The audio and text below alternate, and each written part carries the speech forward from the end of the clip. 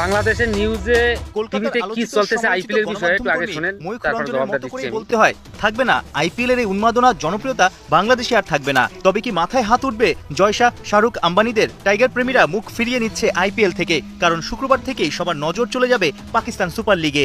তোরা কি মনে হলো তোকে জন্য আমরা কোটি কোটি টাকা দিয়ে আইপিএল সাজাই বইছি? তোকে মতন দুই ভিখারি দেশ মোকে আইপিএল দেখলে কত না দেখলে কত, জাগো ঘুমেতে উঠতেই ভাবনা থাকে যে আলু চুরি করবো, বেগুন চুরি করবো, লুটপাট করবো, ডাহাতি করবো। হ্যাঁ জন্য আইপিএল না রে ভাই, আইপিএল দেখতে গেলে টাকার আগে টাকা। রিচার্জ একটা জানো, রিচার্জ টিকিটের মূল্য জানো?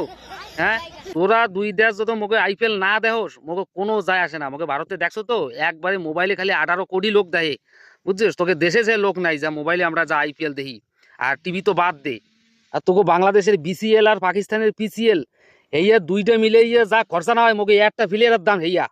তোকে বিসিএল আর পিসিএল প্লেয়ার গো বাইরের তে আইন না, এগো চান্দা দিতে পারো না, একে কিনে আইন না, একে পয়সা দিতে পারো না, হ্যাঁ নিউজ আমরা জানি।